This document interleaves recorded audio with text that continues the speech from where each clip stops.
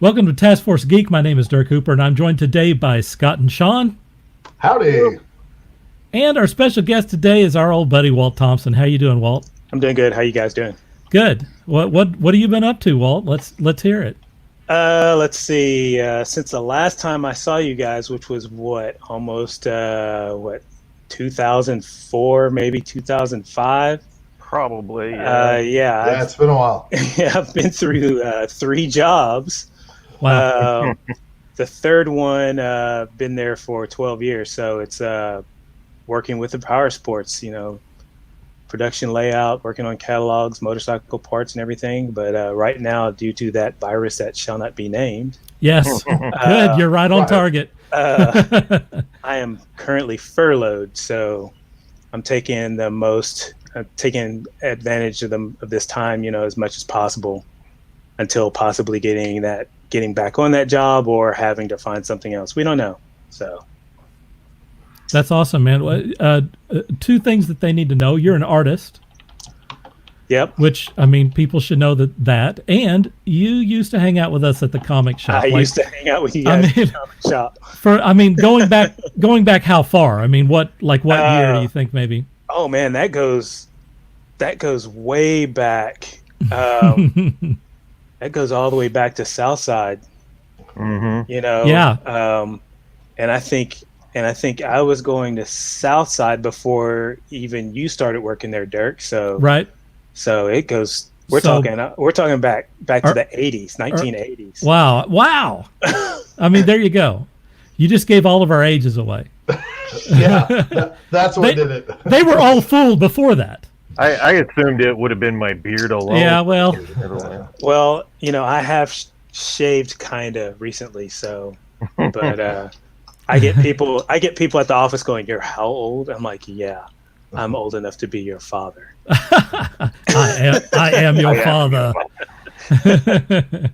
All right, so all of the stories or questions that we're going to be sharing today were originally shared on the Taskforce Geek Quora space. You can take that's my Facebook deal. I've already screwed up everything. Let's start over. No, I'm just kidding. It's the Taskforce Geek Quora space is where I get the questions and the answers for this particular episode. If you're interested in that, then go check that out. I'll share that later on. What I'm sharing right now is one of the 2 places that we are broadcasting live. This is the ridiculous channel that we have for YouTube because we have less than 100 subscribers. So if you would like a really great YouTube channel that's easy to remember, go subscribe to our channel, because once we get 100 people, then we'll be able to name it Taskforce Geek. It'll be very easy to find. Also, we're broadcasting live on my Facebook page, which is right there. Right. Awesome. And since we are live, you can give us some comments or some questions through both of those deals, both YouTube and on Facebook. So our first question today is about Gal Gadot wanting to make Wonder Woman 1984 like James Bond and Indiana Jones. Wonder Woman 1984 evidently draws from a few other pop culture franchises. As co-writer and director Patty Jenkins and star Gal Gadot wanted the film to be bigger than its predecessor in every way by making Diana Prince an international hero akin to Indiana Jones or James Bond. Per film industry analyst Luis Fernando, Jenkins and Gadot pushed to make Wonder Woman a, quote, a worldwide heroine, not only American, unquote, by making a film a quote, global experience, unquote, utilizing international locations as the Indiana Jones and James Bond films did in the 1980s. So my question to you guys, and I'm going to throw this to Shawn first, is have you seen the trailers for Wonder Woman 1984? What are your thoughts about this movie? And do you think they're making a mistake by focusing on kind of an international superhero versus an American one like they had in the old series?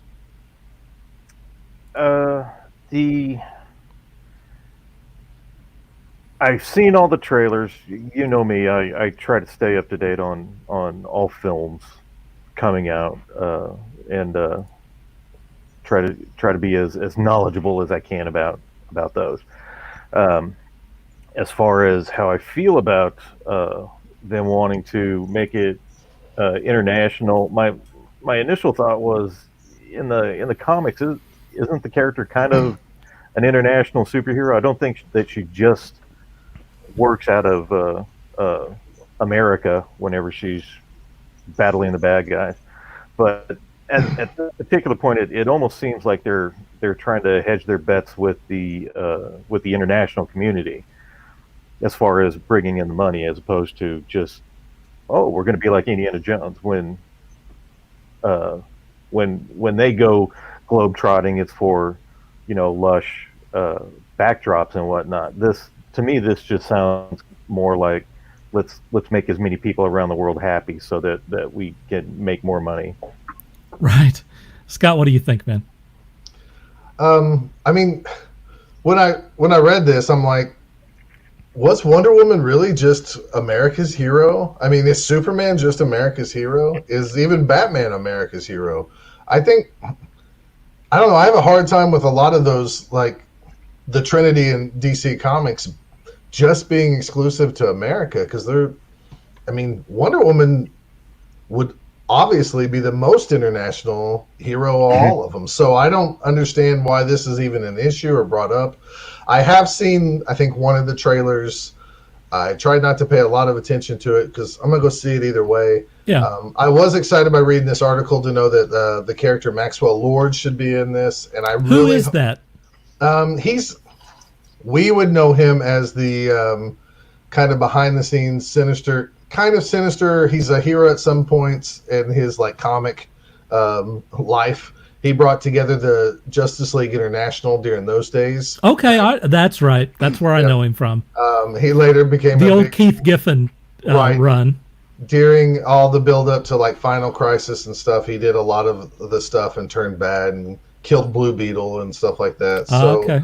There's a lot to Maxwell Lord. It depends which way they go. I just hope they don't mess it up because he's a great villain.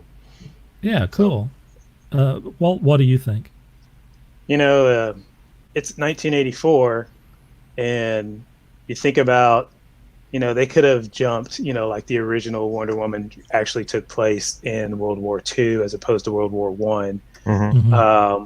So they can't go and do World War II. Well, they could, but then it would just kind of be a rehash of the first movie. And then you think about them doing it in 1984. It's the Cold War. What is really going on at that time as far as war is going on? You've got Afghanistan, you've got some other things or whatever. I just think it's really no big deal to me. I'm like Scott, I'm going to go see it anyway because of the DC movies, the Wonder Woman and what was it? You guys talked about Shazam last week.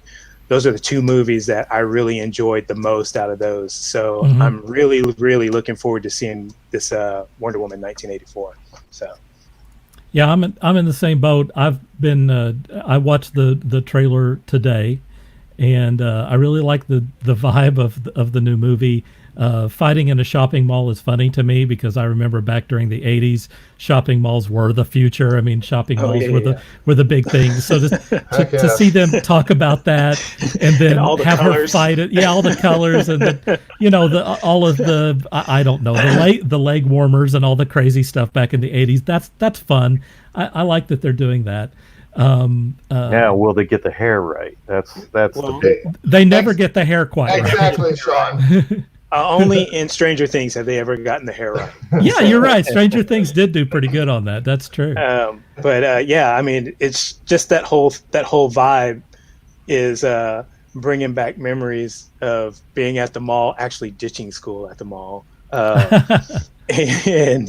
all that stuff. So I'm just looking forward to it. I mean, that's all I could say. I mean, isn't it weird though that I don't know? Am I the only one that finds this kind of strange? I mean, I really wanted them to take Wonder Woman today instead of 1984. But if we're gonna do this, her coming through time, I would have loved to seen a movie in the 70s where we had the Linda Carter version and stuff. Or that would have been cool too.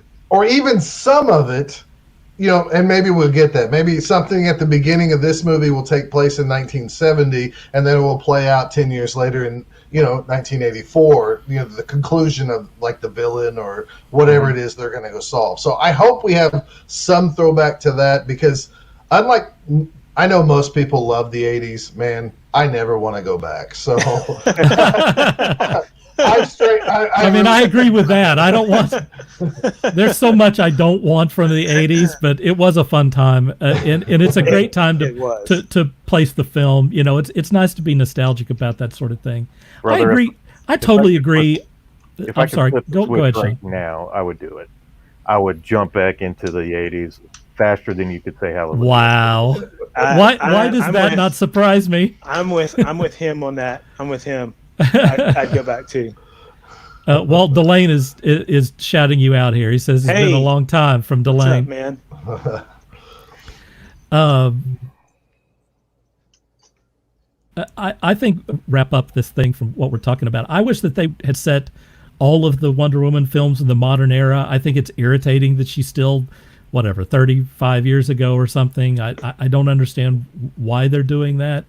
I think it's going to kind of an adjunct question I have, maybe that doesn't need an answer. Do you think that it's going to even mention the DC extended universe, or do you think it's going to be 100% separate from that?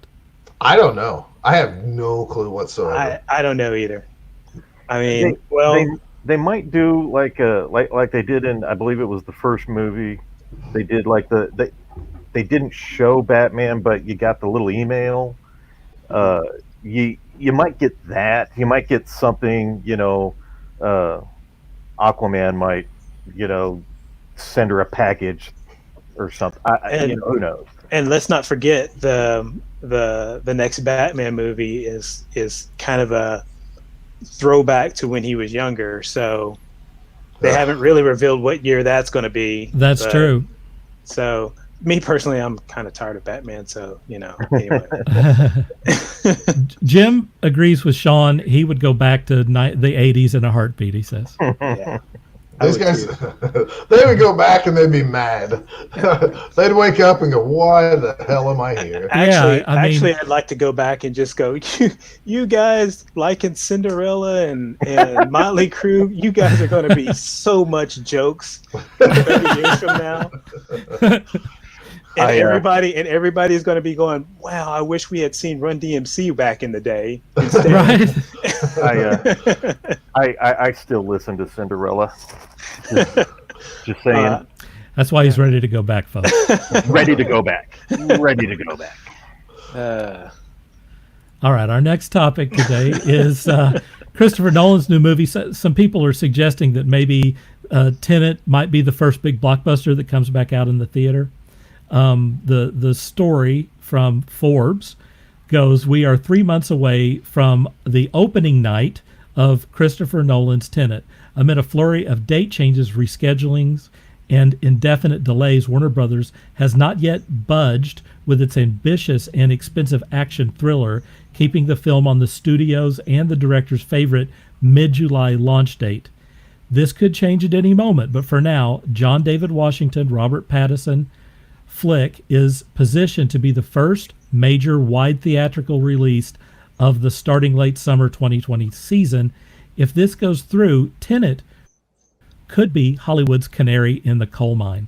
So my first question, and I'll go reverse. I'll go to Walt first on this. Do you think they're going to stick with the July 17th opening date? Seeing as today was the first time I've seen the trailer, and I was really intrigued. I'd like to say that it'll come out at that time, but I don't think it is. Yeah, Scott, what do you think, man? I agree with Walt. I don't know what the world's going to look like if this stuff ever starts to clear up. I mean, I know right now, as of today, there's so many people out and about because they have $1,200 to go spend because they got free money from the government. But that does, and it's warm outside. But that doesn't mean this stuff is healing up and it's over. I think it's going to get pushed back because I think they want to big giant release. And I mean, isn't it safe to say that movies are such a big deal elsewhere, not in America, that like the whole world's going to have to be right so they can make gangbusters off this? Yeah, agreed. I'm going to me, and I'm trying to adjust the headings and stuff here. Yeah, I give it about a 50-50 chance that it's going to go to, it's actually going to get released. It seems like even if we're kind of getting back to normal, that most box office is going to be like where they're selling every other seat or something. And I guarantee you Christopher Nolan doesn't want to open with that. I have to be honest with you. If we opened everything up tomorrow, I'm not rushing out to go to the theater. I'd much rather, I'd much rather hang out at home and watch it there. I think that's a much better way to look at that. I don't know. It's going to take a while, and I think that they probably. I mean, look, this film looks pretty good as far as I'm concerned. There's a lot about it that excites me. It looks like it's science fiction. It looks kind of like a spy film. They mentioned something about them being in the trailer. They mentioned about them being in the afterlife or something. It's once again, Christopher Nolan's talking about chronology and time, which is awesome. So I'm very excited about this film, and I'm sure that the people who are about to put this thing out are also excited about it. And they don't want to be the canary in the coal mine. They want this thing to open to a full featured, an excited audience. And so I don't know. I think it's about 50-50 chance at this point. Have you guys taken a look at the trailer, and what do you think about the film so far? And anyone can take that. Oh, like I said, I just saw it today, and it's not a lot to it, but I was totally interested. I'm intrigued. Yeah, me too. I'm very, very intrigued. I think that's what you get from the trailer is like, what exactly am I watching? But I want to see it. So like, I don't know. It seems intense. I mean, it seems like it will probably be a good movie. I mean, Christopher Nolan's record speaks for itself. So, I mean, I think everybody's going to go see it based off that. Shawn, what are your thoughts? I think this is going to be it. And there goes the cat. I believe this is going to be a you just made Pump happy. I don't think this is going to be the movie to welcome all the people back. It's not as most of Nolan's movies. It's not a popcorn flick. It's not. It's going to be very. What's the word I'm looking for? An event film. Cerebral. That's the word I was looking for adults. Yeah, and it's not going to, which I'm all for. I'm intrigued by the trailer, and I like you guys. I'm looking forward to seeing what it's all about. I don't think the general populace is going to be clamoring to the movie theater to see this one. I believe that much like the beaches, I believe it was in Florida. Once they opened up the Florida beaches, they were packed. Everybody swamped the beaches. I think the same thing's going to happen with other venues of entertainment, movie theaters. I think as soon as those doors open, people are going to be so eager to get out of their house that they are going to go see Trolls on World Tour, if that's all it's like. They just want to be out of their house. They want to experience something. And I just don't think that this is going to be the movie that everybody is like, they better unlock that door. I got to go see that movie. I think it's going to get pushed back. I don't think that, who is it, Warner Brothers? I don't think they're going to have. It's Warner Brothers. I don't think they're going to have the confidence in the movie to release it that close. If we open up by that point, I don't think it's going to do well. Ronnie's mentioning, he says, I think the sparkly vampire is on that Tenet. Yes, he is. He's also our next Batman, by the way. Yes, he is. Well, good. Then everybody can get used to him being not the sparkling vampire, and then when Batman comes around, they'll let him be and just Has enjoy the film. anyone seen the Lighthouse film with him? I have not. I haven't seen any movie with him since the Sparkly Vampire movies, and I have not seen the Sparkly Vampire movies. So I saw him in Harry Potter. What was it? It was the Goblet of Fire, I think. Was he in that movie? He was. See, he was in Harry Potter. Yeah. Who are you people? The Harry Potter movies were kind of a blur for me. I understand. Wow. The whichever one that they had all the contests. Oh, where they're on the broomsticks. Well, they had to. What was it? There was something. They had to face off mermen. They had to. They had another challenge. They had all these various challenges, so they had all the schools come in to participate. He was the young lad that all the girls kind of fawned over. Yeah. What a surprise! I know which one you're talking about. Shocking. I believe. Yes. So it was playing against type. He well, consequently, he was the sacrificial lamb. This was the first time that we saw he who should not be named rise, and then he actually took him out. He killed him.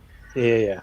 I don't know which movie that is, but I know which one you're talking about. I think it's Goblet of Fire, but Yeah, that's what one of our viewers is saying right now, that it's Goblet of Fire. Jerry says it's Goblet of Fire. To go back to Damiana Deerhunter, she says, just watch the trailer for Tenet. It looks good. Never heard of it until y'all mention it.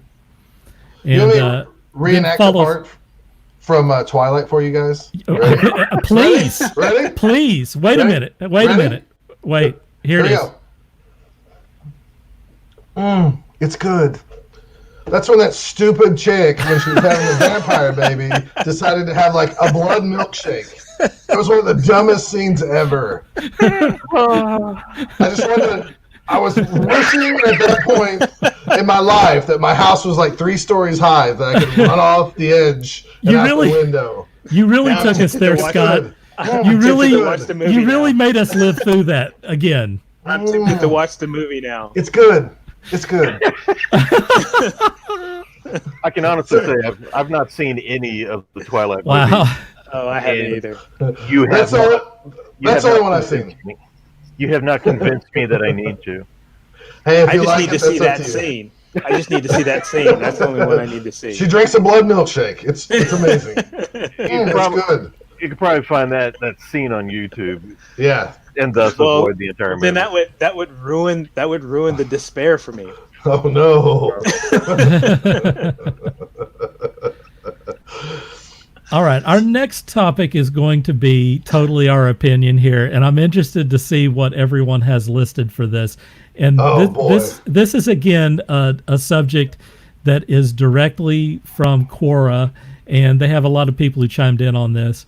So to whoever wants it, simply, what is the best action movie ever? Who wants that first? I got nothing for you. My list. You got. Is it too? My list is so long. I know, man. That's why this is an interesting question, because it's insane. And now I've gotten to the point at my age. I've gotten to the point where it's what's my response or emotional response at the end of the movie. And I mean, and if I'm in tears of joy, it was a good action movie. I mean, I've watched Endgame I don't know how many times now, and I'm turning off the DVD player, and I'm wiping tears from my eyes, not because Tony Stark died, but because, oh my God, that fight scene was so cool, or whatever. Oh my God, Captain America picked up Mjolnir, but then which I won't go into the next subject, or the last subject, the special subject for me. I mean, I had tears that movie. I mean, it goes on. I mean, I can sit there. I watched The Raid for the first time, and I was like, oh my God, that was so cool. So, I mean, my list goes on and on and on. I can't narrow it down to one. It's tough. I can't do that. It's a tough question. Scott, I'm going to you next, buddy. Okay, when you had this in the story notes or the show notes, the very first thing that I thought of was 1995, Okay. A bunch of friends who are in their early 20s Right. went and saw a movie called Mortal Kombat. We all walked out of that theater fist fighting and playing like the techno music, and we were fighting each other and trying to do flips over cars. We were crazy over that, and it was a dumb movie. Right. But we were like so excited to see it. Another thing I think, I don't know if there's no right answer for this. No. There isn't. No. If you count the Indiana Jones movies as action movies, It's about the those might be up discussion. there. Star Wars might be up there. You could say now a movie that I was sitting in the theater just gripping the edge of the seat for real, or I guess I should say that, where your armrests was Mad Max Fury Road. Sure. I realized like 20 minutes or so into that movie that I need to relax and watch the movie. Yeah. Exactly. Because I was tense. I agree with you. I was tense. I was clawing those armrests. Yes. And I don't know if I've ever felt that way in a movie. I mean, like, I don't ever recall like realizing I'm sitting up and I'm tense and like I need to relax. So like maybe that one's it, because the initial reaction I had was crazy when watching it. Right. So, Ronnie's vote is Commando or Jingle All the Way. Oh, Commando. Totally forgot about Commando. How about the Guns of Navarone? See, that's a good movie too. That is a good movie. Shawn, what's your thought on this? I know you probably. I hope that you have something to say on the subject. I have nothing. No, I'm just joking. Dude, I'm gonna come punch you. Listen, I went and I actually formed a list, and I started ticking off movies. What I thought were, the absolute best. And yeah, you can count the Indiana Jones, you can count all the Mission Impossibles and whatnot, but I narrowed it down to probably Last Action Hero. 6. That's a good one, but no. The Snow Dogs 2.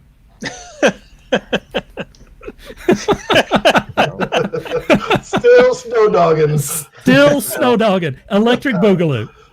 I have to agree with Walt that the first time I saw The Raid, I thought to myself, "Oh dear God, that was amazing." And even its sequel, I was like, "Holy crap! These guys are this." They redefined, I thought, what the action film was. I also have to agree with Ronnie, who chimed in. How can you top Commando? That is like the dumbest, most 80s action movie there has ever been. And so I really did. I really had to press my brain about what I thought was the best. And most recently, the movie that really kind of set it for me was The Night Comes For Us. It had a great story. It had fantastic action. All the actors I thought were amazing, and it was just a violence from beginning to end. And it was. I thought that movie was amazing. I don't know if that's the absolute best, but it should be up there. It should be up there in the top 10. Scott, are you want to go again? Well, I was gonna. Have you guys seen 1917 that just came out earlier? I mean, yes. That's. Oh no, that's excellent. Seen it yet, no. That's a good another movie. movie where I was sitting there, and I guess I was more tense than I wanted to realize. Like I wasn't gripping the armrest or anything, but man, that movie and how they fake that it's all one shot. You're constantly like go. So I'm throwing that out there too. I know that's like, what have you done for me lately? But there's a million of these. I mean, there's so many. I mean, you can, if you go into Hong Kong cinema, you can't deny Jackie Chan movies. I mean, Meals on Wheels. Oh, Meals on Wheels. That's a good one. Meals on Wheels.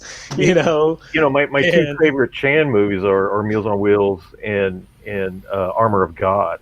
Either one of those are absolute The Police pinnacle. Story movies. Police Story. Oh Man. Oh, Yeah, that's a- You could go on and on and on and on. So there is not a Jackie Chan movie, including Cannonball Run, that is including not Cannonball Run. on the list of some of the greatest action movies ever made. Saving Private Ryan's really good. I see that. Saving Jim... Private Ryan. Oh, you want to talk about? I was messed up after Saving Private. Ooh, yeah. I was messed up. I've told Kevin about this many a time, and some of my other friends. My dad, he was a Vietnam vet. He called me up and he was like, "Have you seen this Private Ryan? Do you want to go check it out this weekend or whatever?" I had already seen it once, so I was like, "Yeah, I don't know if you want to see that, but if you're up for it, let's go." And we did. We went to the movie theater, and it was the first time I've ever seen my dad exhibit any signs of PTSD. In that opening, 23 minutes, I think it is. Yeah. I look over at my dad just for a glance, and he has got a grip on the armrest, and I thought they were going to snap. I mean, he was gripping that with everything he had, and I just kind of leaned over real gently and like, "We can go. We don't need to be here." And through gritted teeth, he goes, "I'm fine. I'm good. Everything's fine." Once we got past that opening sequence, he was golden. But yeah, so you talk about intensity. That was probably one of the most intense films. I don't know if I'd put that in an action film category, but yeah, that was amazing. Damiana mentions Bruce Lee movies. Bruce Lee movies. Well, like Jackie Chan, pick one. They're all pick one. Yeah, just pick movies one that were ever made. You can even go back and watch the old Green Hornet episodes if you want. They are a category all of their own. You can't just Enter the Dragon's the greatest action movie. No. Didn't you guys love Cliffhanger? Wasn't that movie with Sylvester Stallone? Yeah. No, yeah. I did not love Cliffhanger. I was teasing. Oh, okay, good. Yeah. Thanks to Damiano, who says we're doing a great show. Thank you, man.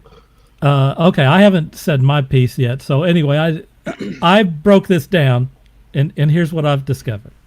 Here's my list, and then I'm going to nail it down to one movie that wins. Sure. My list is The Raid 1 and 2, John Wick 1 and 3, Mission Impossible Fallout, Dread, Die Hard, Taken, Mad Max Fury Road, Hard Boiled, The Matrix, The Crow, Deadpool, and Aliens.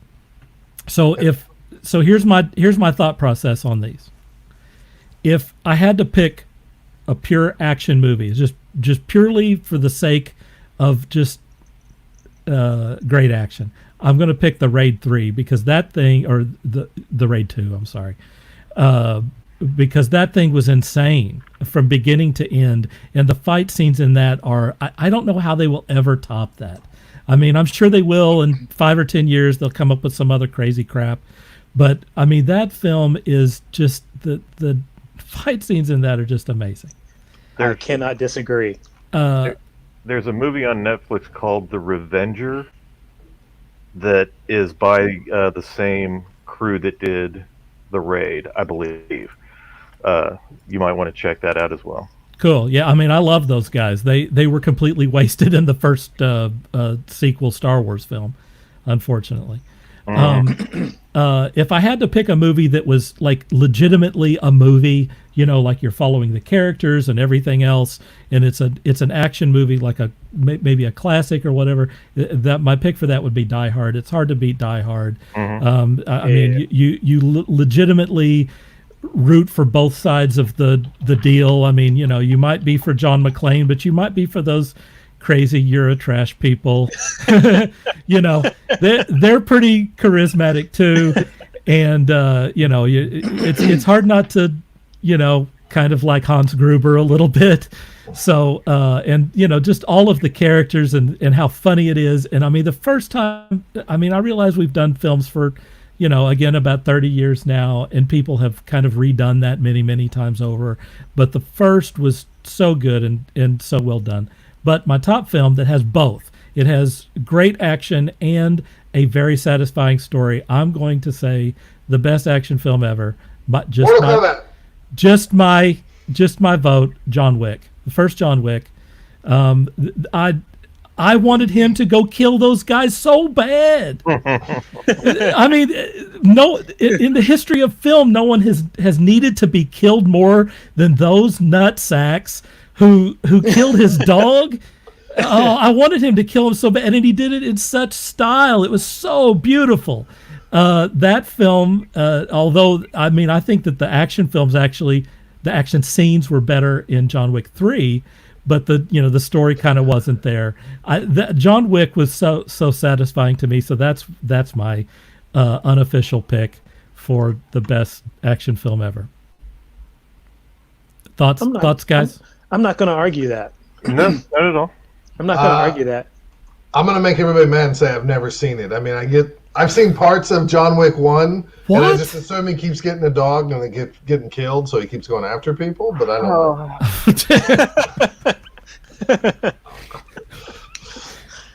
Wow. Man.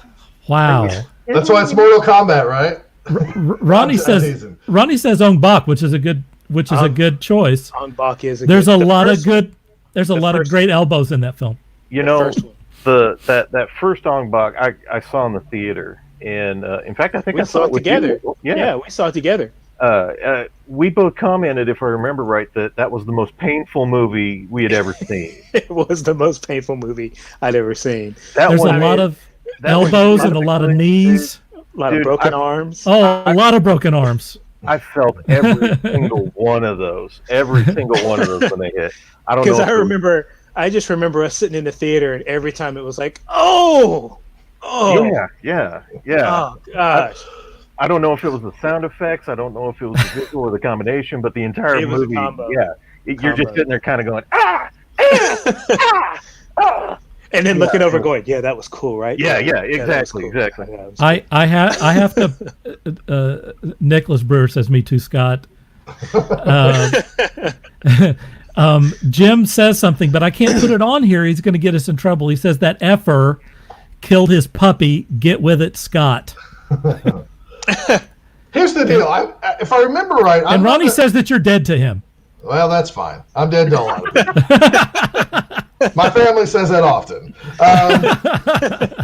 I believe John Wick came out about the same time, maybe I'm wrong, as like Jack Reacher and all these other things. And I thought, what are they doing? Just making up random people that sound like weird kind of like metaphors for naughty things. Dude, what? Never mind. It doesn't matter. I'm just saying, like, Jack Reacher, John Wick. I'm not a big Keanu Reeves fan, so I wouldn't seek out that. I'm sorry. Jennifer loves him. She said she was watching. So does the rest of the earth. I know. I'm not saying that. What I've seen, I liked, and those guys were like really big jerks. Like they were the classic 1980 villains where you just hated their guts. Dude, those guys needed to die so bad. Bad. What I saw is like they need to be skinned alive type people. But yes, he did the job, and every time he did it, it was so satisfying. In the opening 12 minutes of the movie, I think it is, you hate them more than any human being ever in the entire planet. They set those guys up to die very, very well. And then it got into that kind of secret society thing, which I thought was great, which they've kind of gone overboard with now. Like everyone in America and around the world is a secret assassin.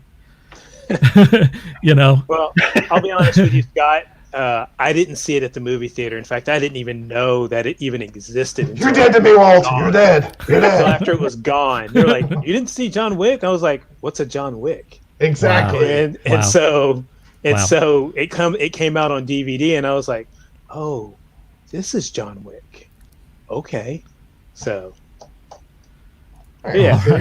It was a good movie. So you're not alone entirely, Scott. You're not totally on your own island. Almost though.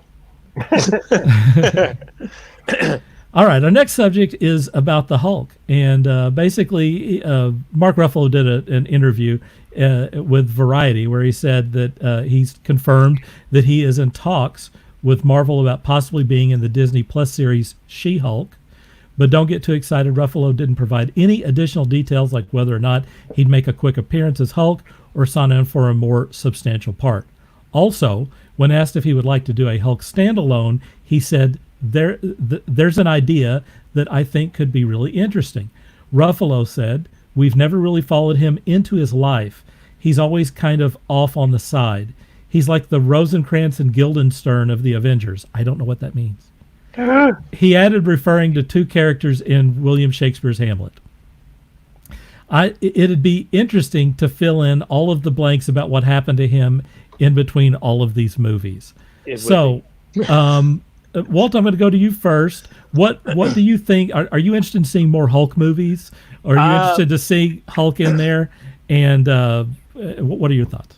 I'm interested in seeing Hulk and She-Hulk. Also, I don't know if you saw the other article where Ruffalo was interviewed, and he said that he would love to do a Hulk movie, Hulk versus Wolverine. I read that. Oh, he said he would love to do that, and I think we'd all love that. That would be, honestly, for me, if they're going to introduce the X-Men into the MCU, they should introduce the original X-Men. Yeah. The original X-Men, have them in 2 movies, and then in all the other movies, introduce all the new X-Men. Remember the new X-Men? Yep. Wolverine, have them introduced in the standalone movies with everybody else. So, bring them out one at a time. Yeah, Wolverine and Hulk. At the end of that movie, your what do you call it? Your Easter egg or your nugget at the end would be Wolverine being approached by Professor X. I got a mission for you because the original X-Men are all trapped somewhere and they need to be rescued, just like in the comics. So yeah, I think it would be awesome. But as far as Hulk and the She-Hulk, I'm so looking forward to seeing the She-Hulk, and if he's in it, it would really tie that series in with the rest of the MCU. So yeah, it's funny that you mentioned that, because that wasn't that Wolverine's first appearance in was Hulk? Wolverine's first appeance. Yeah. Issue 181. Yeah. 181. Yeah. Wow, dude, are you just going to pull that out? I sure did just pull that Everybody knows that, dude. Now, correct me if I'm wrong. The Hulk was going up against the Wendigo. Right. And actually, if you want to be really technical, Wolverine showed up on the last page of 180. One panel. Right. One panel. Right. So. And then the next issue is where he introduced himself as Wolverine and got into the mix. Right. I vaguely remember that. But that's when he still had whiskers, if I remember. That's when he had the different mask and everything. Good stuff. Shawn, you're next, man. I'm not a huge Ruffalo fan personally. I do love the Hulk that was in the Avengers. I can't wait to see him in the She-Hulk series.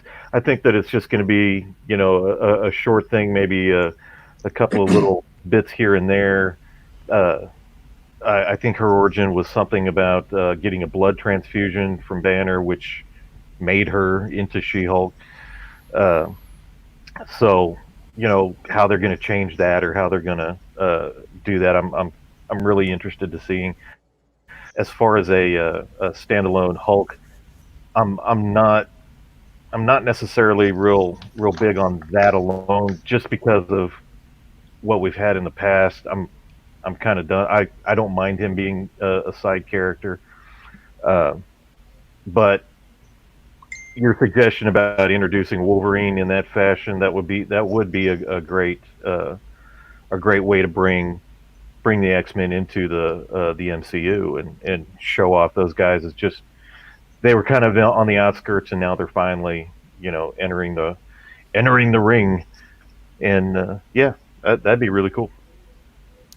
Ronnie has a comment about Hugh Jackman will not be back, and I don't think he would. Speaking of Wolverine, He's done. he's totally done. I mean, he wrapped it Yeah. up. I mean, why would he come back after Logan? It's going to Why be would difficult he to come top that.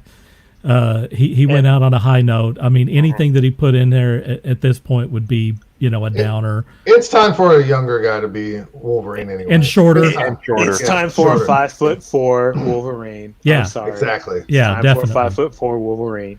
Absolutely.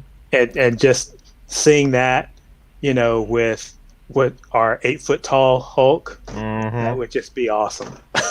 And for those that don't know, Wolverine in the comics was always the short, scrappy guy. He had the short man syndrome. That's why he was always into fights and stuff like that. So I think the only one shorter than him was Puck. Right. Yeah. So Right. yeah, they need to get somebody short, but real thick, obviously. And I would love to see. I doubt they would do it, but I would love to see the where the Hulk separates. Oh, from the Ultimate. Yeah, throwing his lower half on top of a mountain and then tossing the other half over here. nah, And Love we it. don't do I that. would love And then that. Wolverine crawling to Yes. reconnect. Where the his hell leg. are my legs? That would be beautiful. Definitely don't need that, in my opinion.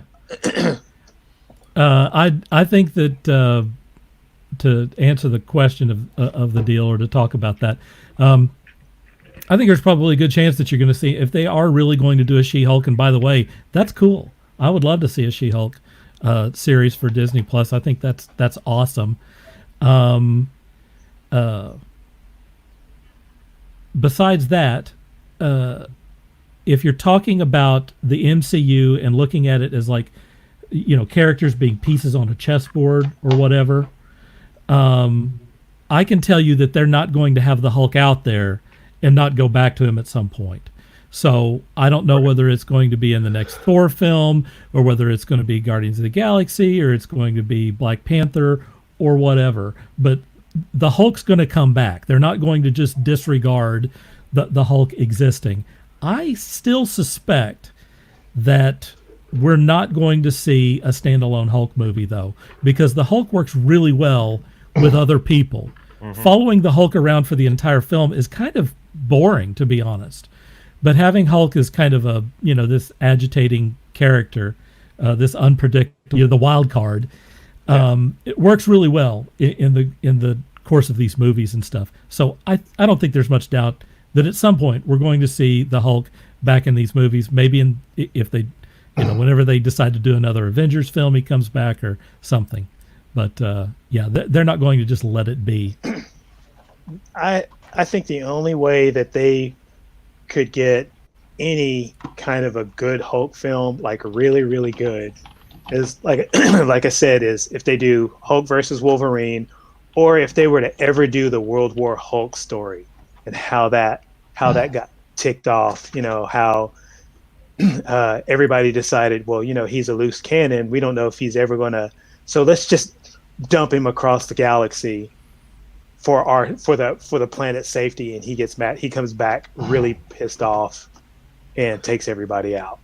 So my opinion on all this is, one, I was really excited to hear about a She-Hulk, but I was hoping it'd be more of a movie instead of a series on Disney. I know I'm probably the small minority. I don't want to watch TV series of these Marvel characters. I want to see movies. I mean, I waited my whole life to get these characters on the big screen, and that's what I want to see. I really hope that they go with the She-Hulk we grew up with, which was the big, strong, tall, bodacious, good-looking, but I mean a really strong, powerful figure that you were scared of, like she could beat the crap out of you, yet she was gorgeous and beautiful with her green skin. Now with Mark Ruffalo, he might be back in the series. I think Hulk is not shelved permanently. I think he's just too much of a character to always be around in the Marvel Universe, whatever direction they go over the next 10 to 20 years. I would like to see, since Doesn't Marvel have a hard time? Like, they can't actually do a Hulk movie. Is that correct? They're still Universal still has the rights on Hulk. Okay, so here's my get around. We grew up in a time where Hulk started having, or Bruce Banner started having the different personalities and stuff. Right. And, Hulk was gray at first in the comics, and then he was green, and then he was gray, and then... red. And you had a smart Hulk, and then like a Right. lobster or something. What was... Yeah. He was the became second gray again. Well, that's Yeah. what I'm saying. Gray incarnation, yeah. Yeah. That character they called in those comics, his persona was Mr. Fix-It. Oh, that's Yeah. right. Yeah, that's So right. you can have a Marvel movie advertised as Fix-It and really blow our minds by getting kind of out on the strange, weird thing that we're talking like Sam Raimi taking a character on. And you can have your Hulk movie just as Joe Fix-It or Mr. Fix-It and maybe go down that tangent. It's just an option. I don't think they'll do that because I think it almost feels like they pigeonholed their current Hulk into the Marvel universe, but who knows? I think it's a great idea, Scott. I mean, honestly, I think that they can kind of do whatever they want to. I mean, how many people are really what are the legalities of that? Seriously, there's got to be a way they can get around that at this point. Well, from what I've been reading, Universal is very flexible about it because They want a piece of it. they're reaping they are reaping rewards from it, and Yeah, what's Universal got on their slate that they're looking forward to? We see what happened with their MonsterVerse, right? So yeah, hey, you know what? Did someone else have something to say? Well, go ahead. Oh, okay, well, that's a great transition to our next subject, which is let's talk a little bit about the upcoming Godzilla vs. Kong film. A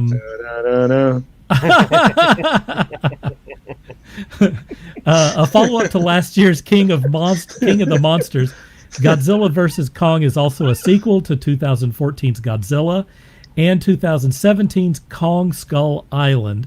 All three prior movies have, in some way or another, centered around Monarch, a cryptic government organization founded to study and manipulate the Earth's ancient titans in order to protect mankind. Set to come out in November 20th this year. There have been no trailers yet for Godzilla vs. Kong. I think we have to go to Walt on this. He's got the props. Well, I know that they've done reshoots. They did some reshoots, I want to say late last year, and they've also done some test audiences. And I just happened to read something from someone who got to be part of that test audience, and he said that Godzilla vs. Kong is amazing. Really? He said it's amazing. He said when he said he saw it, there wasn't even 50% of the special effects done for it yet. He said he was blown out of the water. Wow. Hey, that's good news. I like that. So I'm fine without seeing any kind of trailers or anything for it yet because I don't want to get my hopes too high. Even though like the last three movies were for me off the charts. I thought those were great movies. And I have my own ideas as to what's happening. Godzilla vs. Kong. I've got a feeling Kevin's going to be in it, and I don't know if any of you are familiar with who Kevin is. Godzuki? Godzuki was an animated character. Yeah. So if you've seen, I'm going to give a little spoilers for anybody who hasn't seen King of the Monsters yet. Not a Kevin. No one wants a Kevin. So, if you recall, Ghidra, the three heads, the director had named each head each Nissan, 1, 2, and 3. So, 3, he had nicknamed Kevin because Kevin is the dumb one of the three heads. Kevin, throughout the whole movie, is doing his own thing. Right. So, if you've seen the movie, when they first introduced Ghidra and the three heads are coming out there, you know, and Kevin's the one that goes down and looks at the soldiers that are pointing guns at him and shooting, and he just stares at them until each, the main head, the center head, comes down and gets his attention, and then they blow those soldiers away. And then after they blow those soldiers away, Kevin gets down there and he starts playing with the dead bodies of the burnt up soldiers. So Kevin is also the one who lost his head. Oh. So you're saying it's gonna regenerate or something? Mechagodzilla. Well, I don't know. Like I said, I'm giving away spoilers here. So if you haven't seen it, that's your damn fault. But the nugget at the end of the movie, the terrorists that were in the movie pay these fishermen who have drudged up Kevin's head. Yep. So I got a feeling we might be seeing Kevin. And as I noted, Kevin's not all that smart. So why would they want the dumb one? So. Interesting. But you're excited about it, you're saying? I'm super excited about it. I mean, I know that you're into this stuff. Super. Pretty heavy. I do know that they said that the battle between Kong and Godzilla, they said there's going to be a definite winner, but didn't say whether or not either one was going to be walking away or if somebody was going to be staying down on the ground. So, but we all know, as these movies go, both, you know, there are so many people that are fans of both Kong and Godzilla. For me, there cannot be a definite winner out of that battle. There can't be a definite winner. It has to be something where they team up. So, I think that's kind of a classic take on it. Shawn, I'm going to go to you next, buddy. See, my theory is, you know, you mentioned the head at the end of the deal. I honestly think because he's not a Hydra, but he's basically a Hydra. Even though you severed the head, a head will grow back. Well, now they've got the severed head. Something tells me that they're going to reactivate that somehow, and we are going to see Mechagodzilla. I believe there was Mechagodzilla. We're going to see Mechaghidorah. There was a talk that there were machinations going on Skull Island. I don't know if they were trying to build the giant robot Kong, or if they were doing workings on the severed head, or what was going on there. Nobody was very clear. Obviously, another internet rumor, but I do think that the head will be used to regenerate or be the base for Mechaghidorah, which will be a focal point for Godzilla and Kong to focus on. Yeah. And at that point, you know, Godzilla never seemed to really be the leader. You know, he was kind of the reluctant ruler at the end. I think he'll be like, you know, have it, and then he'll bail. I don't think that he's the one to rule them all, so to speak. I think that would be better suited for Kong, but that's just my nerd opinion. That's kind of something that I think Ronnie chimed in there just a second ago about that. What you just said. Let's see if I can get it back again. There it is. Right. Let's see. We're going to go to Scott next. I'm just excited to see it. I didn't know this was going to even be made until we had to research for this episode. So I'm just going to sit back and take it in. What I find funny is I remember as a kid talking to my father, who saw, you know, Godzilla versus King Kong, and I believe in that one. I don't think I've ever seen it myself, or at least I don't remember it. But my dad said, you know, Kong wins, and as a child, I was like, how is that possible? Godzilla is this amazing dinosaur, and I'm a little boy, and dinosaurs rule. And here I am as a older man, and I'm like, I don't want Godzilla to win, even though like he should. This feels like a bad like matchup for WrestleMania because we have two good guys pitted against each other, and really, Right. I don't want to know a winner of this. I really don't. So I don't either. I'm kind of hoping that like there is some team up thing where they kick some people's butts and just move on, and like you take the northern hemisphere, I'll take the southern, and we'll make peace that way or something. So. I mean, when you take it back to King of Monsters, they mentioned Skull Island, and Kong was like, I don't want nothing to do with it. Kong's the only monster that didn't heed the call of Ghidorah. He stayed on Skull Island. So I have a feeling that somehow, some way, something is going to draw him into it, like force him into it, and he really doesn't want to be a part of it. So I think it's a good point. I mean, he was absent from King of Monsters, totally absent.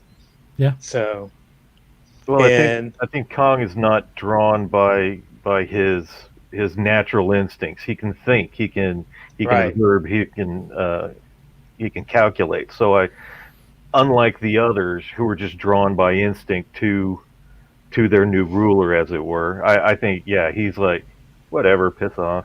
Yeah. Plus, he's the last of his kind, and it's like, look, I'm the only one here. These little people down here on this island need me to protect them from these skull things. So go on, have your own fun. So. There was also what was it? I had read something yesterday, that the Kong that we saw in Skull Island was a juvenile. Yes. So he is going to be. That's how they're going to. Larger. Yeah. That's how they're going to address the size discrepancy. Yeah, because you have to take in what was it?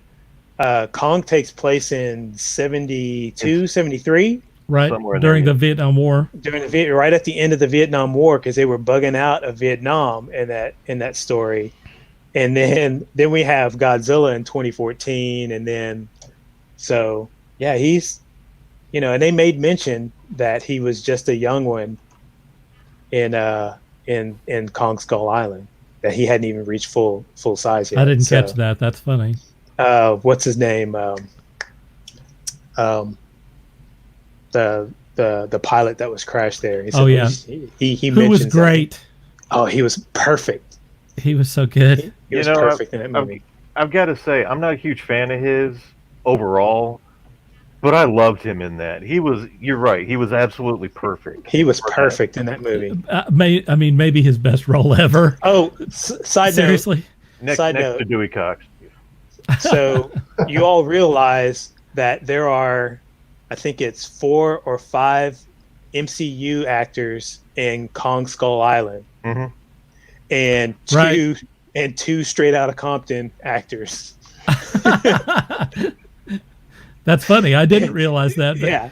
Yeah, 2 straight, because the actor that plays Dr. Dre is one of the scientists, and then the actor that played Eazy-E is one of the helicopter pilots. I did not know that. I didn't either. That was a great cast in general on that thing. Let me recount a little bit of I love Godzilla movies. I used to go to Godzilla movies when I was a kid. I went to the local theater, whatever, they played them there. And then during the kind of the late 70s and throughout the 80s, they used to play Godzilla movies in the afternoon on UHF channels and stuff. And so I watched those, religiously and loved them, very much. And so I've gotten a kick out of kind of our take on these films versus the Japanese take. King of Monsters was a blast. It felt very much like the old films, like the guy who directed that specifically mentioned that he used to like the old films from the 70s and 80s. And I think that if you do like those films, you could really see that in King of Monsters. I also really, really enjoyed Shin Godzilla, which was kind of the uptake from Japan, where you not only have, the kind of modern level of property destruction that we've gotten used to with the great special effects, but also, if you want a little bit of Japanese politics on the side, which is pretty cool. I thought they took it really seriously. It has a very unusual tone to it, but if you haven't seen Shin Godzilla, you should check that thing out. And we talked a little bit about Kong Skull Island. Out of all of the Hollywood offerings, I really liked that one the most. The characters were really good. The action was really good. It didn't feel like it was kind of the monster was tacked on. It really felt organic, and they told a really good story with all those characters. I thought that was kind of the best offering that they've had of those. So, to answer the question, I'm very excited about seeing, Godzilla and Kong throw down, for real, especially in this day and age. I mean, who knows what they're going to come up with.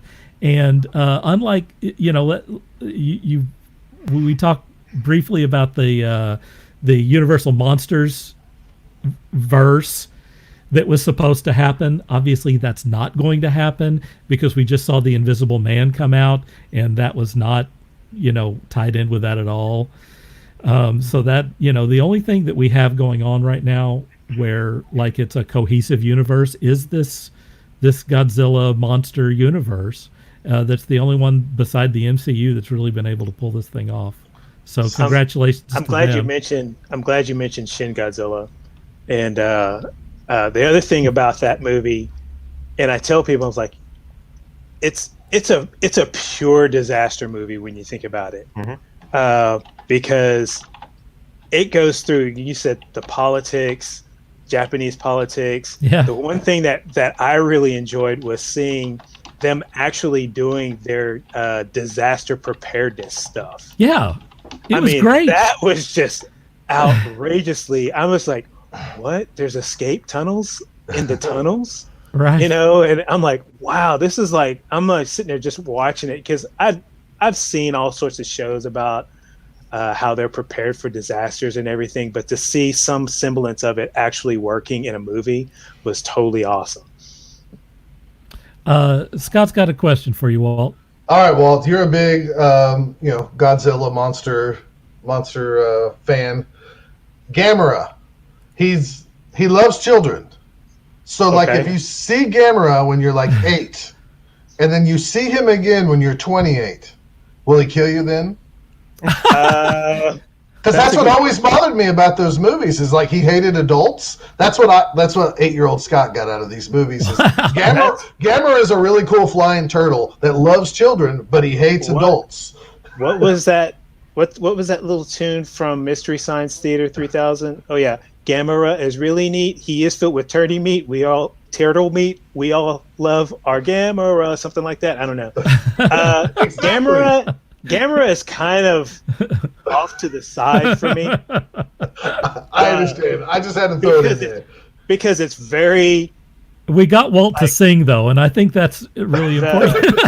The original Gamera movie, like the original black and white Gamera movie, is not that much different from the original Godzilla movie, where it's a disaster and they try to figure out a way to get rid of Gamera, and instead they fool him into climbing into a rocket and they shoot him off into space. And then in the 70s, when Godzilla became like, hey, kind of a hero kind of thing, they turned him into that, and he got really cheesy, like.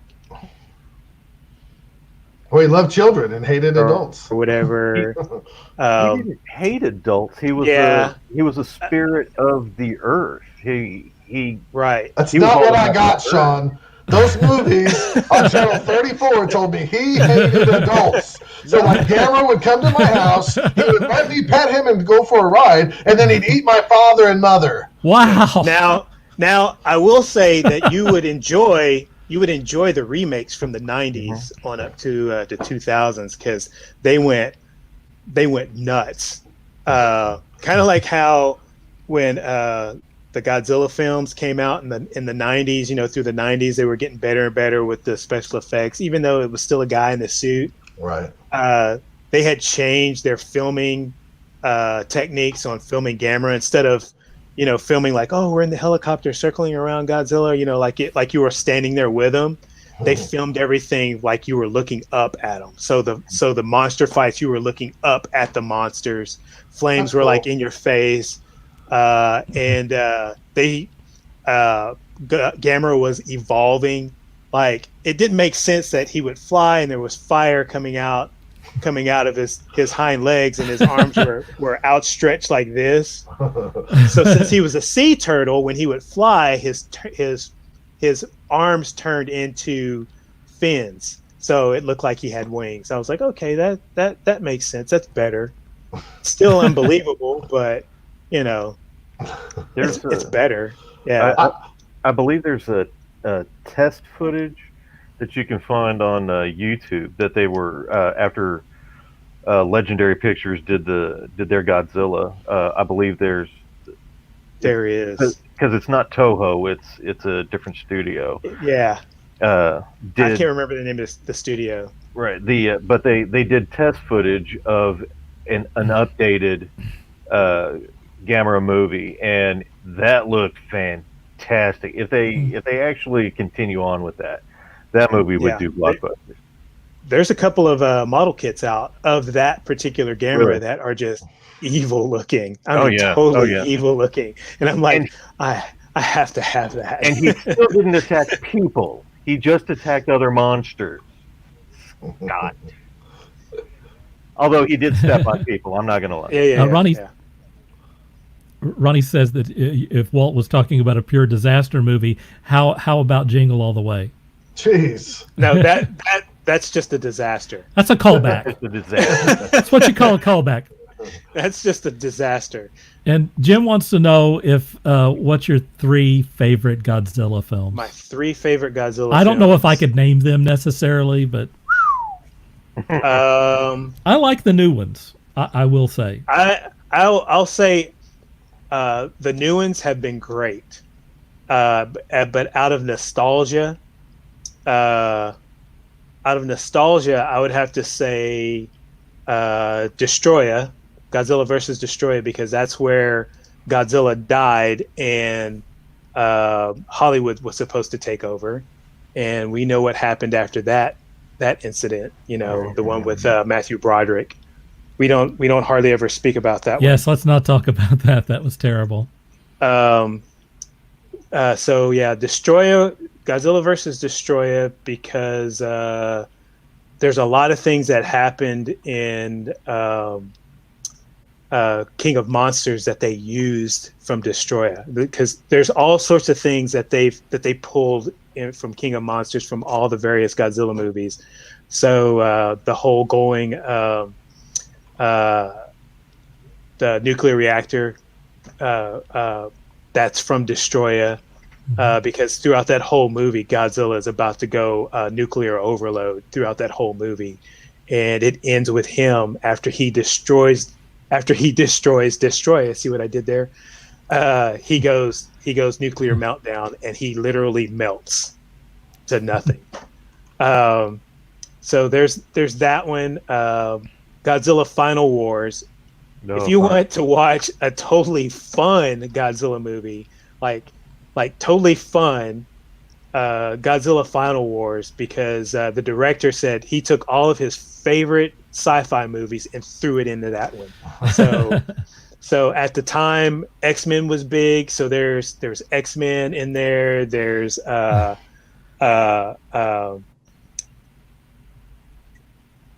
Day, you name it. He threw it all in that movie.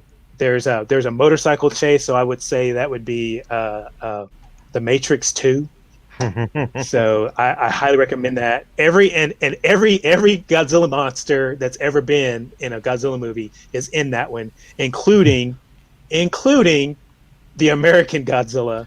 Right. And if you had seen that movie in a movie theater like I did, when Godzilla, the proper Godzilla, kills that Godzilla, it was a standing ovation in the movie. Oh, I imagine. He also lasted the least amount of time, if I remember right. He did. It was like going into the Royal Rumble, and as soon as you stepped in, getting thrown over the top rope. That's a great analogy. So, that's right on target. And then my third best is the original Godzilla proper. So, the original black and white. Wow. No Perry Mason. No Perry Mason. No. I mean, because it is. I think in that entire movie, it's a long movie. Godzilla appears maybe twice, but again, it's like a disaster movie and the politics and trying to figure out what they're going to do, and of course, this was right after Hiroshima, so yeah, it's my favorite. Cool. Does anyone else have anything they want to add on this? No, I got to talk about Gamera. I'm good. You did. I thought that was great. Shawn Murphy says, I was killed by Godzilla at the Warren one time. Okay. Well, that's good, bro. Does anyone know that story? Jet Jaguar, Ronnie. Jet Jaguar. And then I remember something about that Godzilla. Yeah, exactly. Wow. I haven't. You just made Pump's day again. I haven't had my adult beverage for the day either. Oh boy. She's a cranky one, I swear. Pump, you can go to sleep now. It's all over. Thanks. She'll be back. Ronnie mentions Godzilla versus Megalon and earlier Terror of Mechagodzilla. Yeah, the robot that grew large was Jet Jaguar. I liked that character.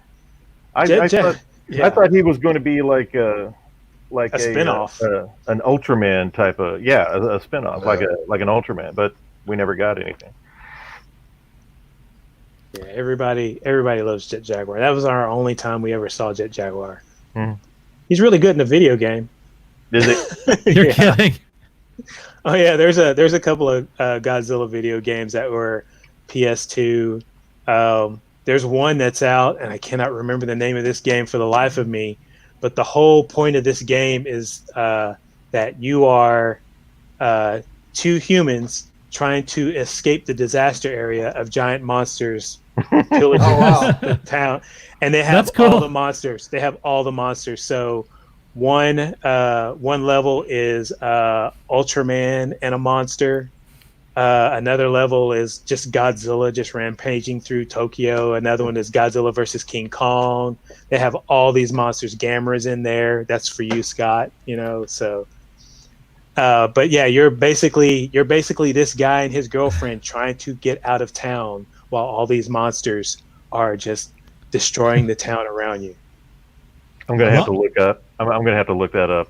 It's on YouTube. There's all sorts of stuff on it on YouTube. It's really cool. Ronnie's walking down memory lane here. He says it was like Shogun Warrior Toy Mazinga. Oh yeah. Transformers D. Cool. Yeah, all that stuff was awesome. All right, our next subject is the mailbag, guys. If you're interested, if you want to be on the next episode, you can write us at taskforcegeek@gmail.com. It's very easy to remember. Once again, we got a letter from Pump, so I'm going to read it here, guys. It starts out, esteemed host, excellent follow-up to your spine-tingling debut. A few questions and comments, though they may well be suited for other episodes depending on who the guests are. Since you all have extensive comic and hobby shop experience, can you share some of your more memorable customers and experiences with them? In particular, Transformer Man from Dragonfire is coming to mind.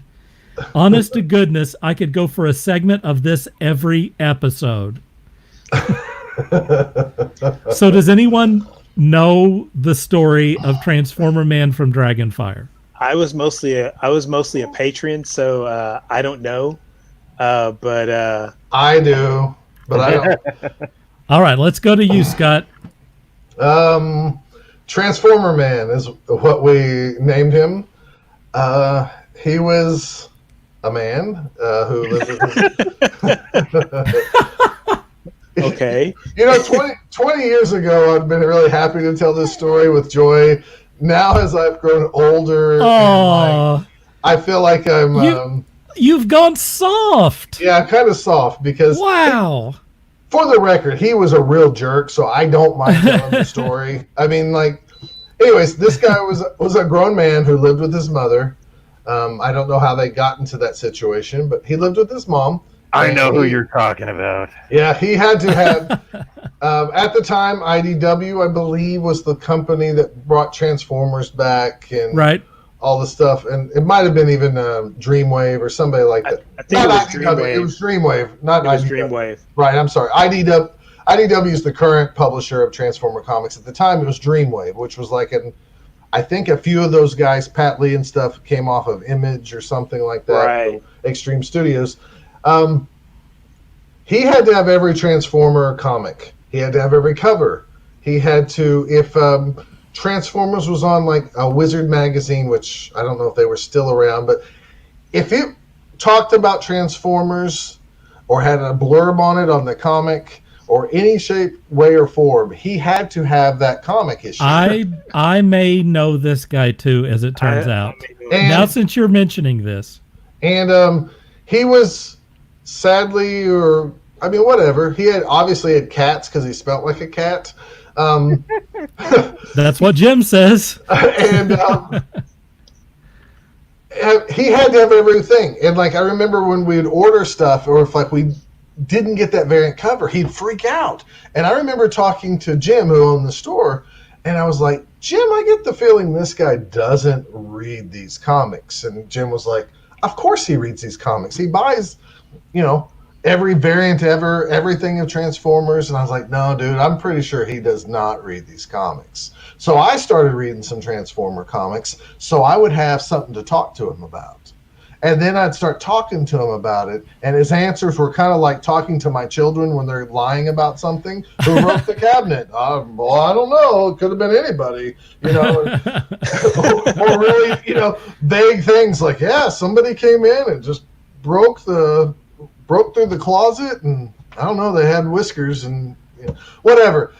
He didn't come to find out, I finally got out of him. I befriended him somehow and talked to him enough where I was like, wow, you're really not reading these, are you? And he was like, well, I'm really behind. And it's by behind means he was always behind. He just liked having something to collect, and he liked coming up and seeing the gang. And his mom bought all his comics. And I remember he would throw fits sometimes when she would say, no, that's enough for today. And he'd be like, Mom, I want my comics. And I remember that guy now. And he had to have bags and boards for him. And he just didn't have regular comic bags and boards. He had the big, thick Mylar stuff. And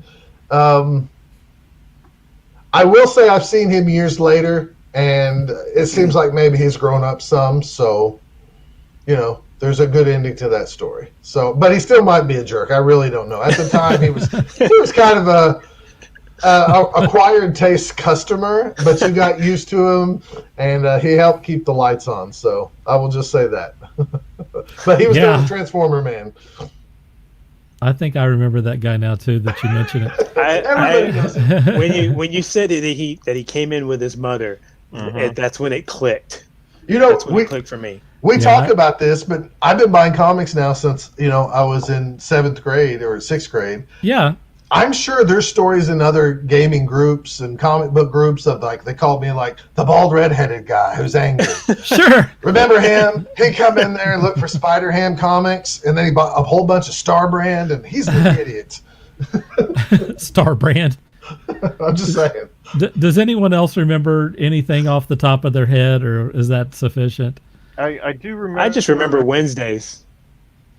Right, instead of Tuesdays or whatever it is. I don't know what it is now. New comics came in on Wednesdays. Right. Yeah, new comics came in on Wednesdays. Did you have a story, Shawn? Well, not necessarily a story, but I do remember that guy berating his mother many, many, many times whenever I was helping out at the store. And I kept asking Jim, do you want me to kill that man? I will kill that man. All you got to do is say it, and I'll go do it.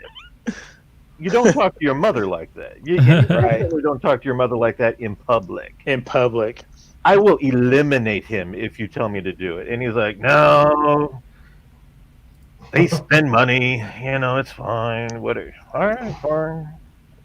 But yeah, I don't really have a story. I do remember. I didn't remember when you asked the question, but as soon as Scott started listing details, it's like, yeah, it came together. Sean Murphy wants to talk about Hooters and Nudie Magazine Day. That was Wednesday. That was Wednesday. Whenever Murphy and I we would go we'd go up to Jim's store, we'd pick out our comics for the day whenever new comics came out. The funny thing is, as soon as we walked into Jim's store, didn't matter. I could walk up to any comic book on the shelf and I could find the one that had nudity in it. without knowing the title. That's a superpower right there. But Jim can attest to this. I would walk up to the shelf and he's like, "You're never going to find it. I went through every single issue. You're not going to find anything nude on there." And I just kind of browse titles and grab one, and it's like, nude. I don't know why. I don't know how. Yes, I've been given a gift. But anyway, yeah, we would go pick up our comics, and then we'd go up to Hooters where we'd meet one of our regular waitresses, and to her it was always Nudie Magazine Day, because again, I would always find naked comics every time I'd go in there. Jim's backing you up. Yeah, and so did Murphy. Yeah, I don't know how. Again, it's a superpower. Put that down on your resume. Yeah, it's good. To wrap up Pump's letter, he says also a big hello to my mom and a shout out to her Beanie Weenie dinners. He said she's a sweet lady.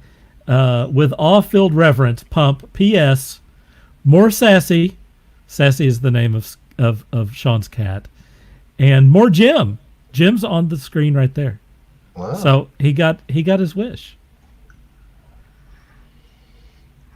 All right. Does anyone have anything else, another story or something from that to add? I could go on forever on stories, but it would be unkind to do so. I understand. Dude, we've had that discussion in private quarters many times. All right. Well, for our last little part here, let's talk about what you are watching, reading, playing, whatever you want to push right now. And first, I'm going to go to our guest, Walt.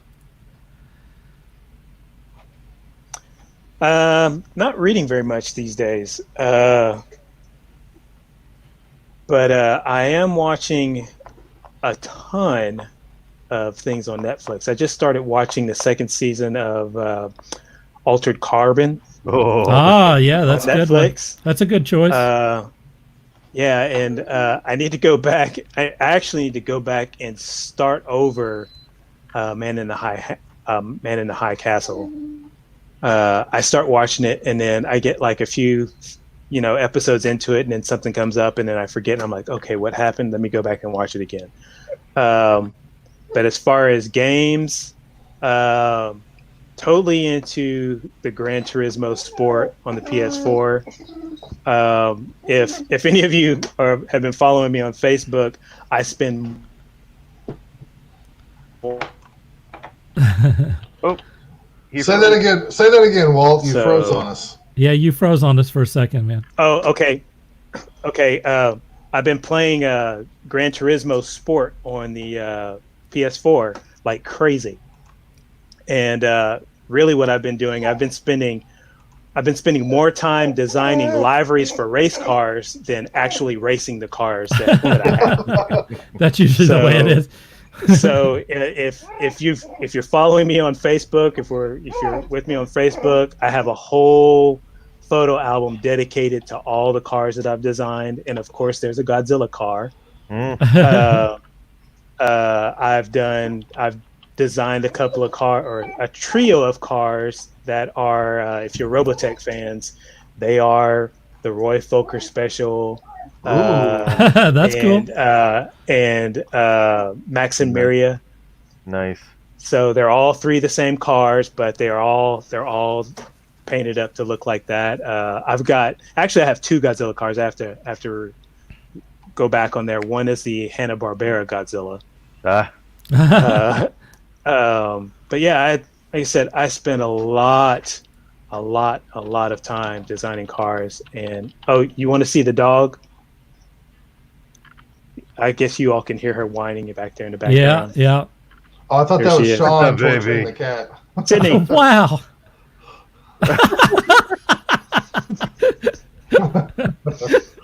So good time. She's begging to go outside, and I'm like, no, you're going to have to hold it. So, but yeah, it's just, I'm not, as far as projects and everything, I'm starting to do a little, like you said last week, Shawn, I'm starting to redo my website, which has been on hiatus for a little over a decade. So I've got to get back into remembering what HTML is all about. And then doing some sketches here and there. And I've also been trying to get my own little streaming show going on called Throwback Thursday, which I'm just basically getting like we're doing here, getting a bunch of guys together and talking about the old cartoons we used to watch in the 80s, Nice. That's a cool subject. Gonna kick it off with some G.I. Joe and Ooh, yeah, you got That's a good one. and because for me, when it comes to kicking off the whole cartoons, the whole 80s bit with the cartoons, G.I. Joe kicked it off. Number one, I agree. It started off with G.I. Joe, and then Transformers came in, and then you got Thundercats and all those others, and I mean even really obscure ones like Spiral Zone, Thundar the Barbarian. Thundar. I don't know. Was Thundar the 80s? Or was that It was late in the 70s? Okay, so Thundar's in there. Early 80s. Jason the Wheeled Warriors. Jason the Wheeled Warriors. I mean, I'd even like to go as far Black as Star. Black Star. If I can find it on video or DVD, Turbo Teen. Remember Turbo Teen? Oh gosh, yeah. Dump something hot on me so I can turn into a car. Oh no! Right. Dump ice water on me so I can turn back into a human. I mean, you had his friends peeing on this guy so they could go joyriding. Exactly. So I've been working with all sorts of OBS software and got all sorts of graphics and everything specifically for each show. So yeah, so that's about it for me. Have you done an episode yet on that? I have not done an episode on that yet. When you get the thing going, we'll have you back on here and you can push it. Okay. If you want. We'll do. That's good. Jim Lane mentions he liked Johnny Quest back in his day. Yeah, and, Johnny Quest is good, but if it gets dry, where I've gone through everything, we may go back even further. So Cool. And Both Down says great show, guys. And this is our first mention from YouTube. So Both Down's watching us. That's Scott's deal there. It's from YouTube, so that's cool. Who wants next? Let's do Scott. All right. Playing no video games, of course. Well, that's not true. I play a crap ton of Rocket League because it's little cars playing soccer, and you can play for 5 minutes and get mad at kids who are doing things and screaming at you and calling you idiots, and then you can get off and you can come back. It's a great game for dads because if you only have 10 minutes, you can go load it up, play a game. Anyways, I do play a lot of video game Rocket League. Recently, I've been playing Arcadia Quest. Arcadia Quest. It's I'll get it right here because we actually had somebody ask Oh, nice. Hey, that's good. Anyways, it's a miniature game. You have your guilds, and you're fighting amongst the guilds while also fighting the bad guys. It's a game where 4 players can sit down. The game runs itself. So the bad guys are controlled also by the players, and kind of like the old Gauntlet video game, when you die, you can respawn, and you have missions and goals to achieve and collect and upgrade your character. It's a fun game. I've been running my children through it. Some of my teenagers are saying Dad's making them play games, but I'm trying to create some memories. And the first few times they kind of griped about it, and then this last time they had a really good time playing Arcadia Quest. It walks you through a campaign of about 6 missions, and you actually have choices, so you can pick which missions you want to go play. The winner of the scenario decides, and they've been really loving it since Dad's kind of forced them to do this. So we've been playing, or I've been sitting out and watching them, but I highly recommend Arcadia Quest. The miniatures do not come painted. That's something you have to do on your own, but that's not needed to paint the miniatures. As of reading, I'm slowly, Hey, Scott, before you go on to the next thing, hold that figure up again. Murphy says that it looks like him. Oh, let's see here. I'm trying to get it where it's in focus. Here we go. There you go. Without the facial hair. Compare and contrast.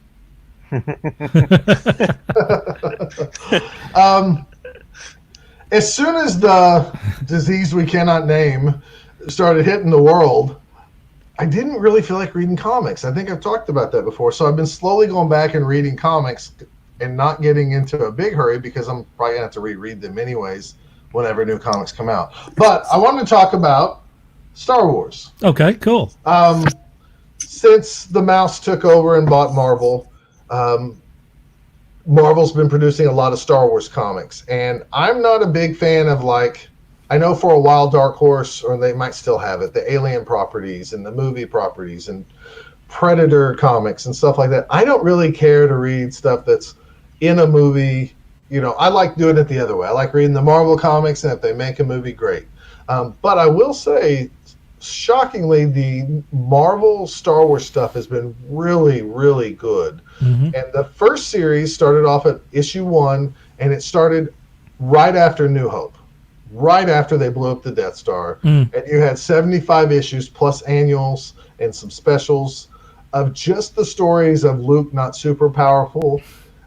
They ended that series at issue 75, and then they relaunched the series. Star Wars #1 came out again, but this takes place right after Empire Strikes Back. So now we've lost the character Han Solo, and they're talking about, hey, we got to go find where he's at. Spoiler alert. Oh, yeah, he gets frozen.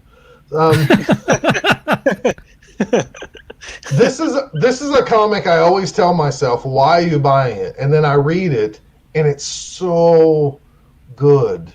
Wow. They've really kept everything tight while expanding the universe and not taking away from the movies. Yeah. So, anyways, it's like watching the Clone Wars. Yeah. Right. I mean, have you been reading the Star Wars books at all? No? I haven't been reading anything. I haven't. Okay. In fact, since being furloughed, I haven't bought anything that requires reading. So I don't blame you. I don't blame you. I get it. Anyways, the Marvel, if you have the time, find them digitally, find them in trade paperbacks. The Marvel series that came out, I think maybe it was now 2014 or something. Anyways, there's 75 issues there. Takes place right after New Hope. You won't retread anything that you're going to feel like, oh, I've already seen this in the movie. It's really fun. It's great. And so far, this new series taking place right after Empire has been really good too. I read the Dr. Aphra. Yeah, she's a character from some of the newer characters and stuff. And I like her a lot. I'd be willing to bet we're going to get a series or something out. You think so? She's going to show up somewhere. She looks Asian American or whatever race she's from, but she's a hot female who's smart, who's kind of the outlaw, kind of an Indiana Jones character, right. but a little darker. She's kind of a bad girl. She's all into the Fantasy Flight currently has the property to make Star Wars board games and stuff. That character's all throughout that stuff. So I think you're going to see a lot more of her eventually in a series or film. Hey, I want to go back to Ronnie. He said Walt seems like a great dude. Hope to meet him someday. Great show, boys. Hey, keep that on the down low. I got I have an appearance that I have to keep up. That I'm not a great guy.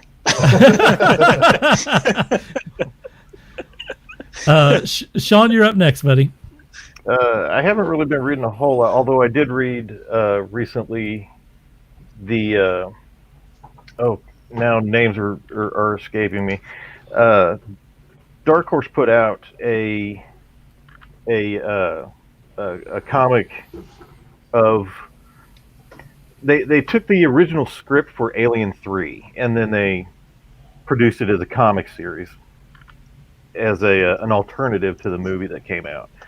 And I found it really interesting. I found it really a cool little comic.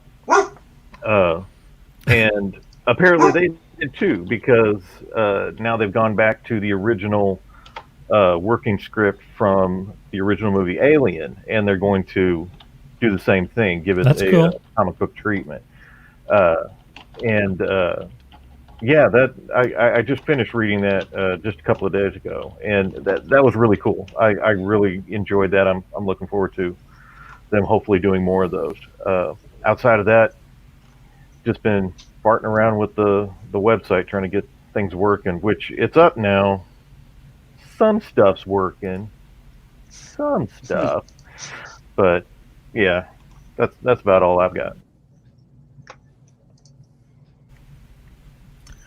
Oh, I lost everyone there for just a second. That's awesome. We're still here, baby. I will say that there's the website that Shawn was mentioning. I am reading something. I just remembered. I did buy the trade paperbacks, and this was about over a year ago. The whole evil Captain America. Oh, comic. yeah. I went back and bought all those, both the Steve Rogers and Hydra Cap. Interesting, yeah. Yeah. How long did that run? That whole thing, how long did that run? Just for really the main big crossover that summer or whatever. Yeah. But if you read the crossover was for that summer, but I read both the Steve Rogers and the what do you call it, the Sam Wilson Captain Americas. I bought all those on trade paperback last year. Yeah. And the whole build up to that was excellent. Really? Yeah, good. Yeah. So I've already read the big crossover story, because I read that right when it came out, but I never read everything building up to it. So I've been reading everything building up to that. So the Sam Wilson Captain America stuff's really good. I mean, back when they did the storyline where Cap died, it really pissed me off that Marvel didn't take the leap then to put Sam Wilson back as Captain America, because people forget that he played the role of Captain America very briefly in the past. So don't act like it's a brand new thing. It's he should have been Captain America way before Bucky.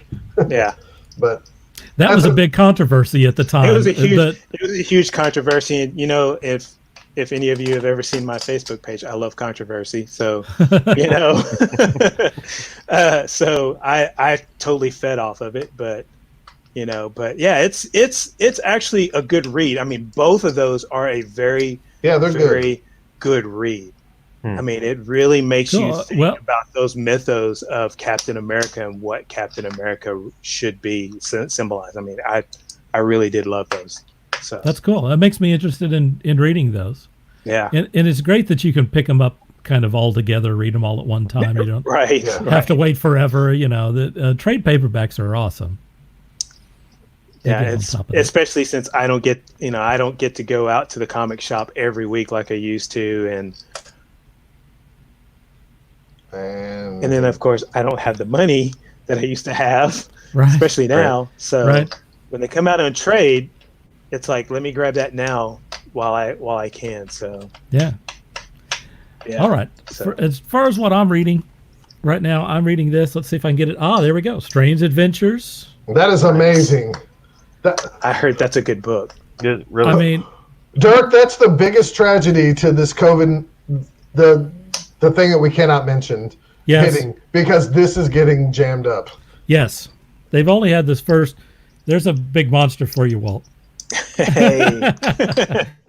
It's great stuff. Look, this is written by Tom King with art by Mitch Gerards and Evan Shaner. Both artists have their own take on this story. One of the stories is set in the past, and it's kind of what you would expect from this character. And the other is like a modern take on it, where he's going around. He's written a book, and he's doing a tour and stuff. So you've got a combination of kind of the old school comic type with a modern look, and it happens, within the same page. Those artists will trade off.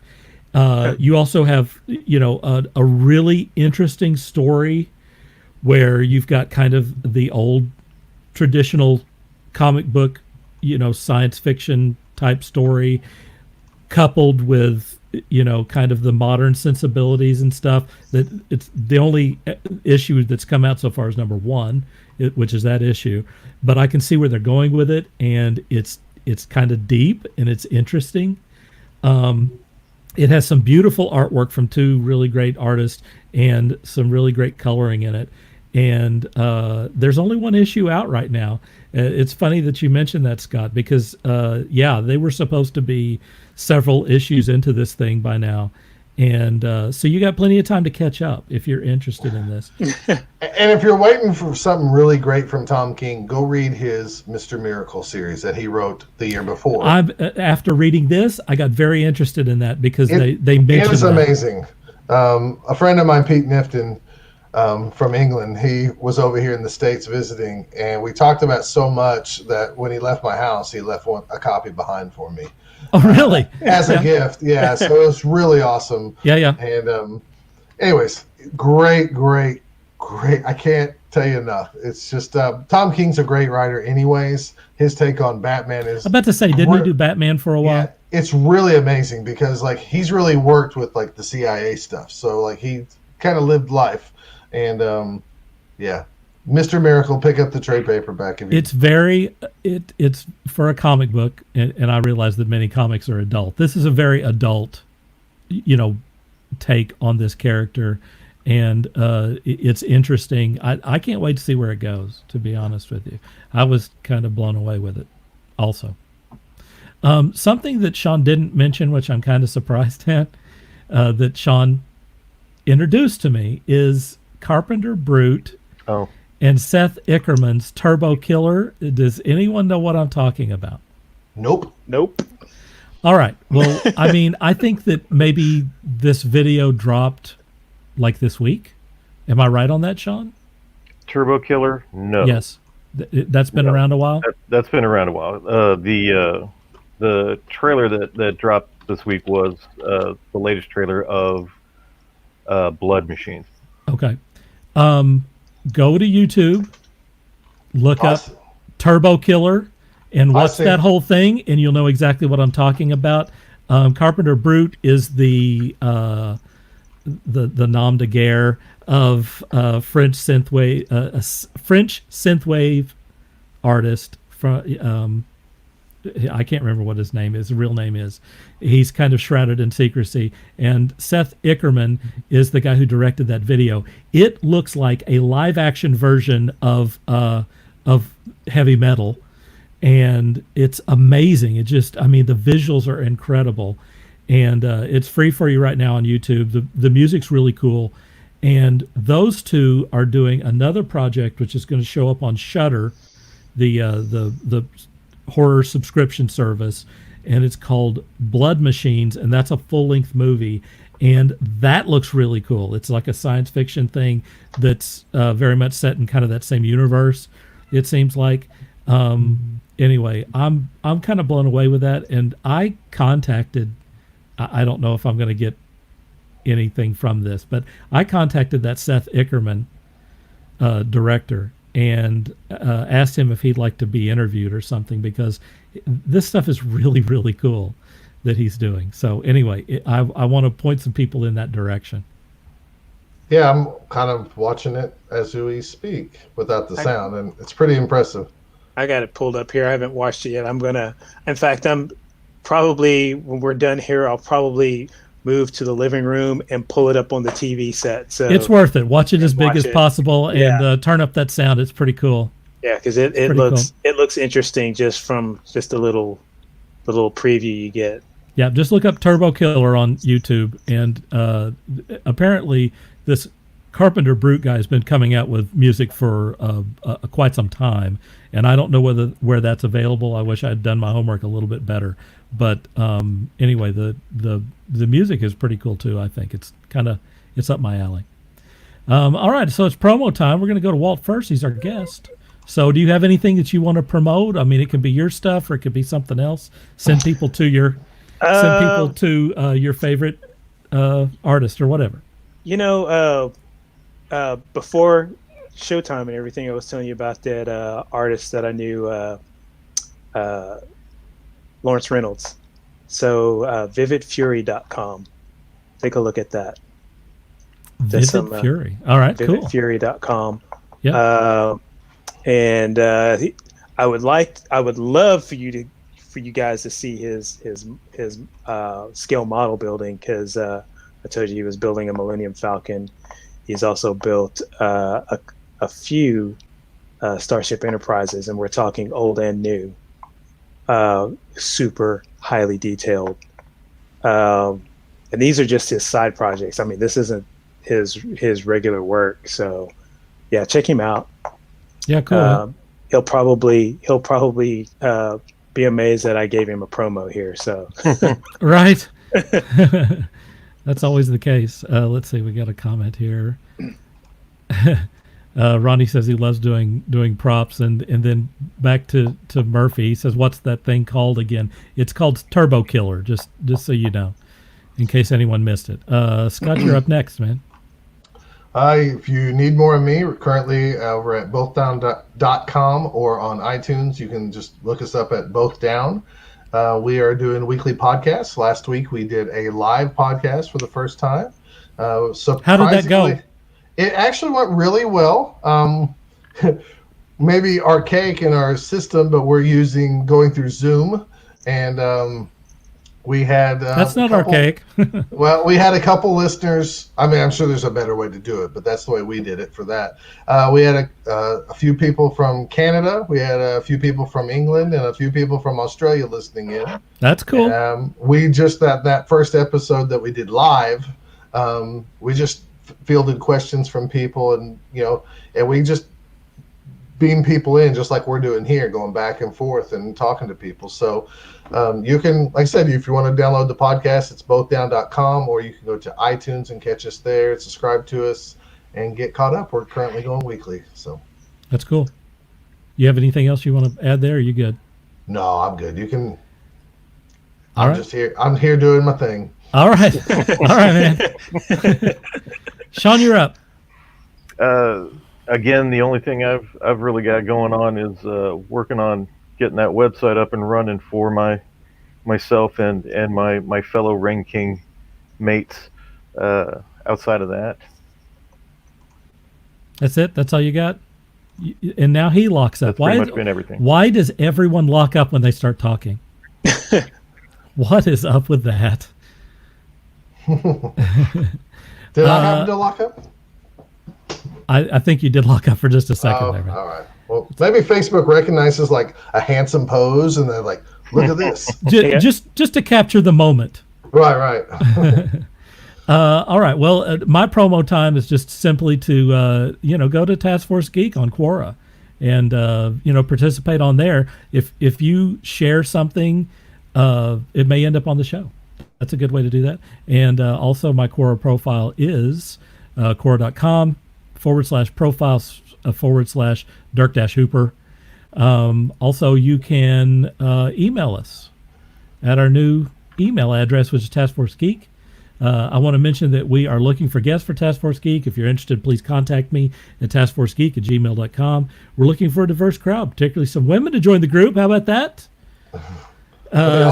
So please don't be shy. We're looking for everyone here. And if you have something to promote, even better, we will promote the heck out of you and whatever it is that you're doing. Does anyone have anything else they want to add before I wrap it up?